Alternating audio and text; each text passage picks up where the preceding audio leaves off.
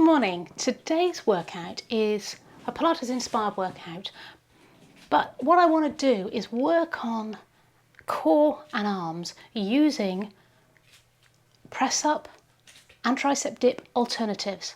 So many of us who want to do Pilates, who maybe not necessarily beginners, although I will be talking beginners techniques for doing the exercises and where people go wrong, but these are for people that maybe are more advanced or intermediate exercisers who have lost their strength through illness, age, or disability. So I'm going to just give you some ideas. If you go to a class and everybody's doing full press-ups and you want to do something a little bit different, things you can do to get your body back into a position where you might eventually get back to doing press-ups. If we're older, we may not.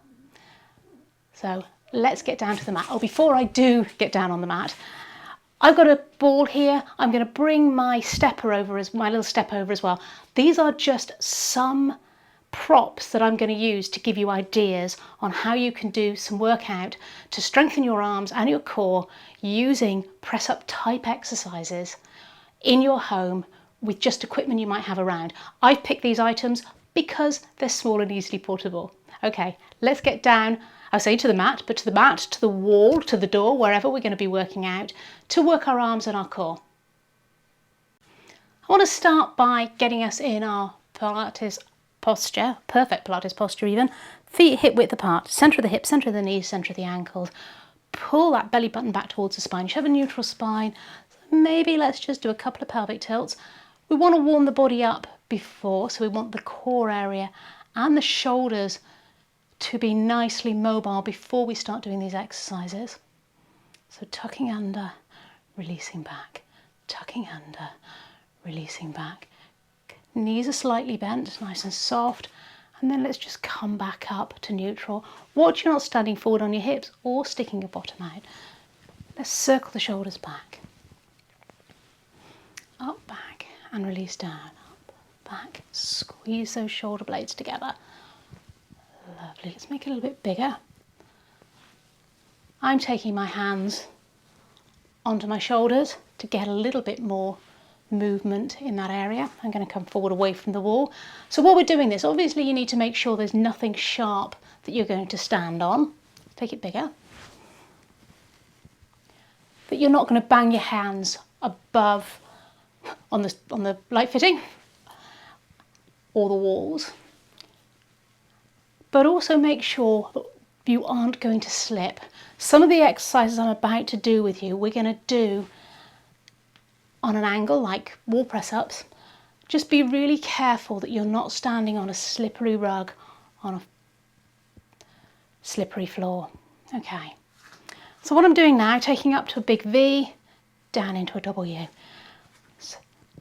So as I'm doing this, I'm pulling my arms back and my shoulder blades together at the back, and I'm being cautious not to push my rib cage forward, so the rib cage stays where it is. Just working through the shoulders, getting some warmth into that area. Let's give a bit of a circle again.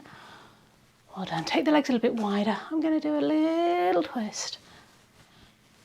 Again, getting some mobility in the spine.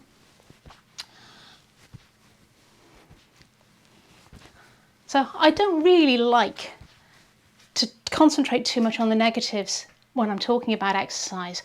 Always better to talk on the positives. But what I want to start with is what often goes wrong when people are doing press-ups. I'm only going to do the one.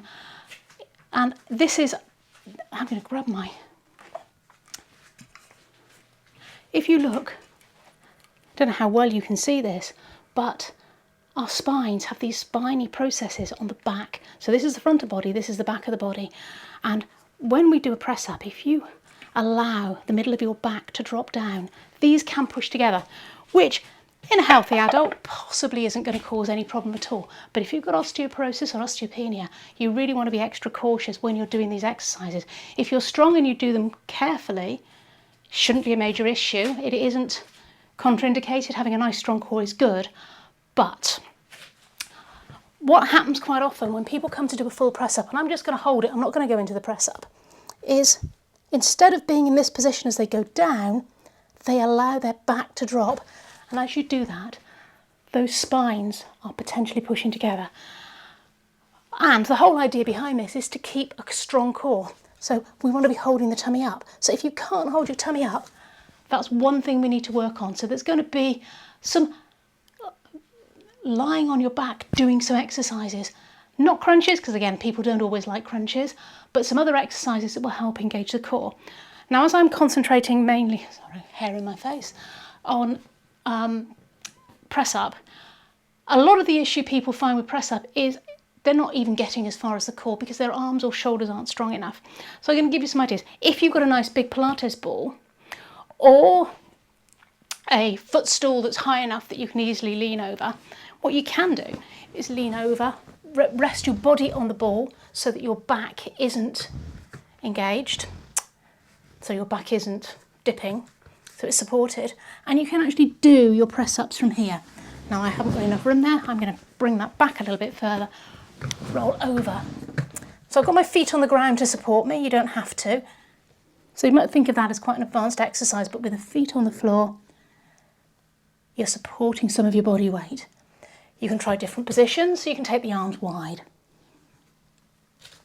So that's one idea. I'm going to give it a bit of a shake out. Okay, so that is one way that you can start being in roughly the press up position. That ball's a little bit high. If I had it a little bit less air in it, it would work better. The other one is press up against a wall. I'm going to use this tiny bit of wall here so that you can see. So when you're doing this, starting with your hands on the wall, probably would want them a little bit wider, but there's no wall here for me. Come first of all so that your arms are straight and then stand back a bit. And what you need to do is keep that body straight from the head. Don't lift your head up or dip it in. Keep it nice and straight and then bend the arms. Now you might want to take the elbows out to the side again. I can't here. Let me take it here. Taking the arms out and in. Try it with the hands together, with the hands wide and out. And if you notice while I'm doing this, can I do it against the bookcase? Yes, I can. As I'm doing this, not a good idea, I'm allowing my elbows to go wherever they want to go, out to the side, in. When we're doing press ups in yoga, you often come down. With something like Chaturanga Dandasana, we often bring the elbows in tight. Sometimes you will take the elbows out to the side. Depends which part of the shoulder you're trying to work. Okay, so that's one option. Another option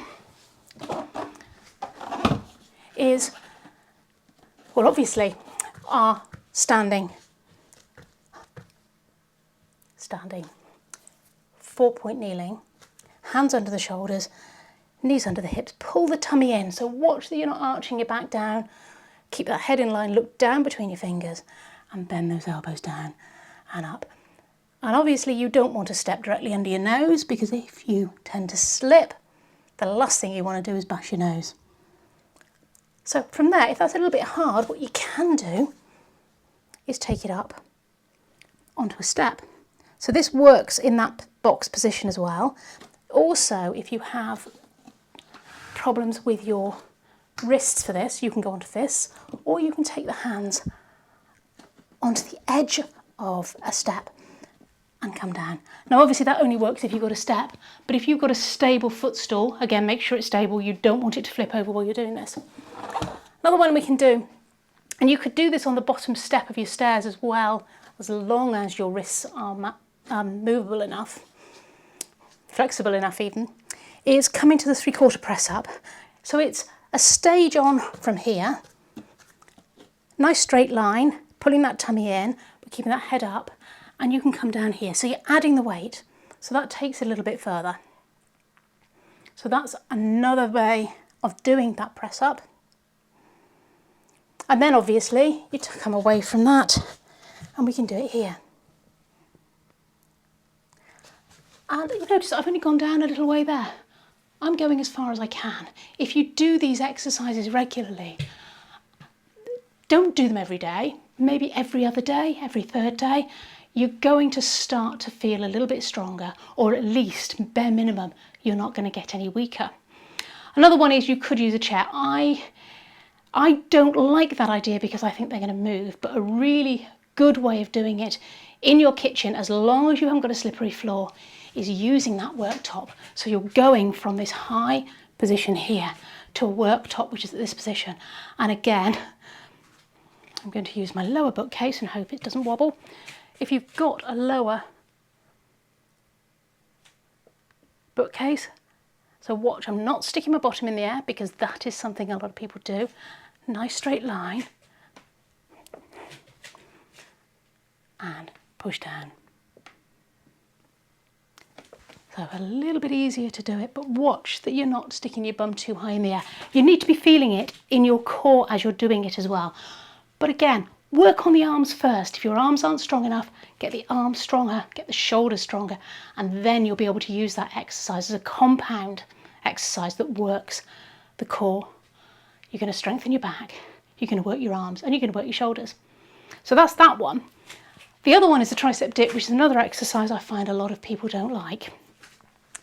And again, the same sort of issues with hands. So you can use fists, you can roll up a towel or something and stick it under your hands so that your hands are up a little bit higher. Let's move that a little bit out of the way to start with. I want my fingers pointing this way.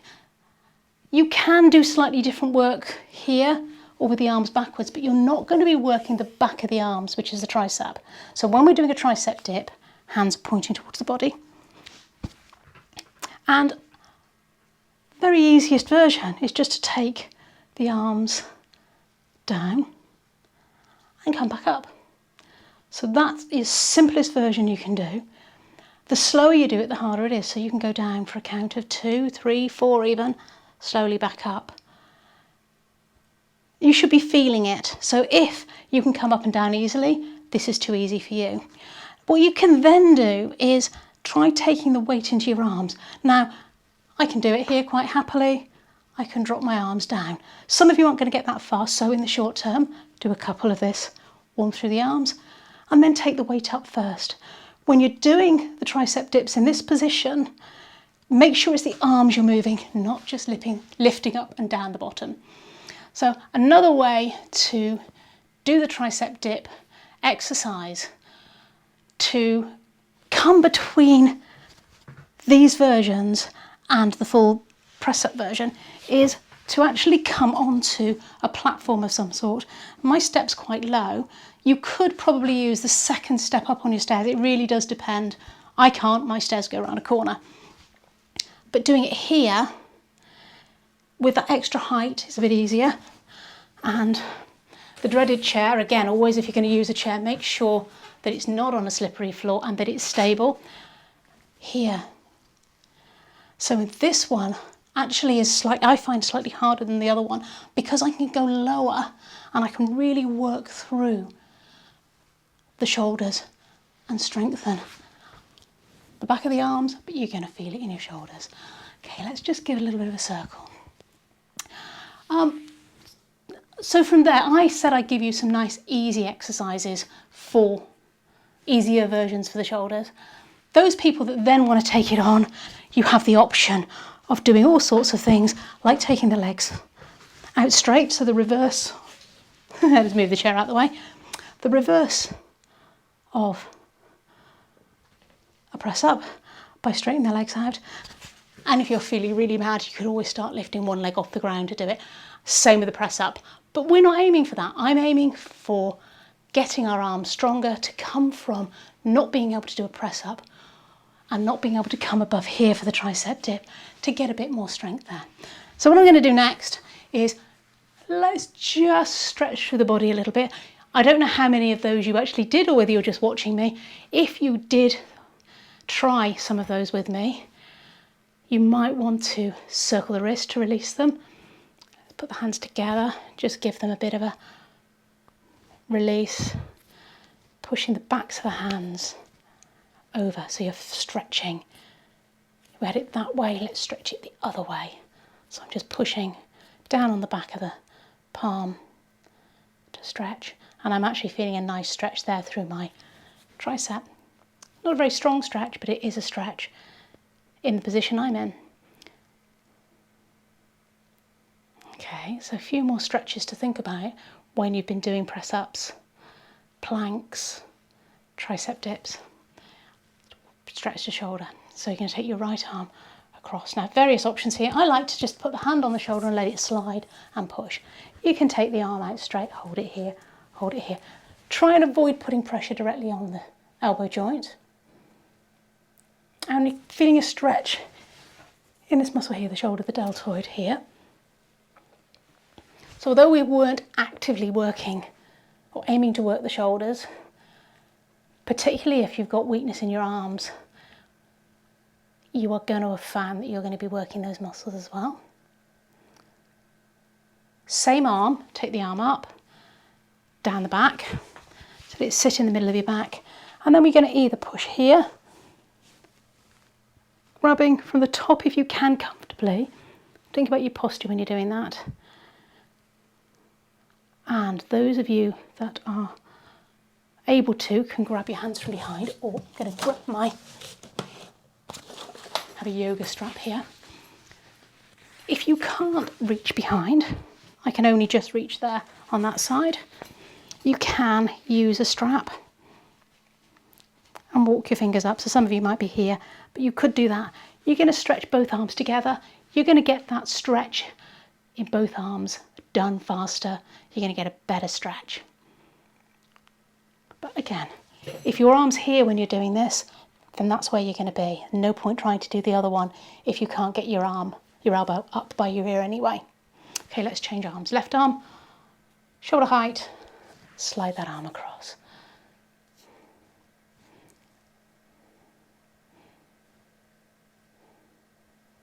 So you're feeling it here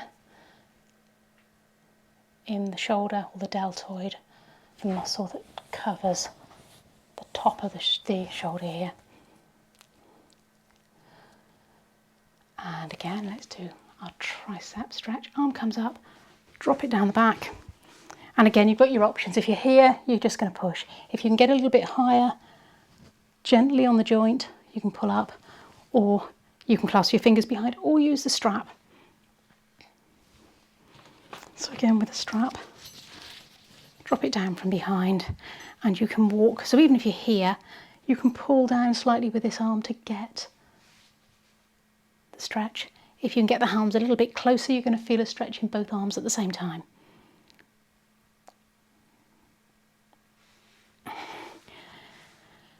Now, exercise press-ups, also you're going to feel across the chest. So let's open up. Try and keep the rib cage still. And you're going to open out wide and pull back.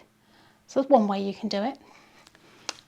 Or, lovely stretch if you want to intensify that. I'm going to use this wall so you can see, is put your hand against a wall and then turn away. And you're going to really feel a lovely stretch across the top of the arm and across the top of the chest. And then from the other side. And as I said, be really careful you're not going to trip over things. I've got an awful lot of equipment here. Opening out, I'm just pulling away from that arm, feeling that stretch across here. But that does too. We can also take the arms behind. You're going to get a slightly different stretch here. Take the arms behind, one hand on top of the other. If you want to clasp the fingers, do. My preference is always one on top of the other. Take the pressure off your finger joints. Take the arms, pull them down to start with so the shoulders lengthen, and then pull the elbows out and lift. Putting that hand away from the body as well. Just adjust it until you feel a nice stretch across the front of the chest. All sorts of places you're going to feel that stretch there. Release. Let's take a deep breath in. Take the arms wide, drop and relax the shoulders and swing them back down again. Take them up. So once you get up to the top, don't have them scrunched up by your ears. Just take the shoulders wide and relaxed and then swing them down. Once more, up, relax them down and swing. That's all for this week. I'll be back again next week with another Pilates workout.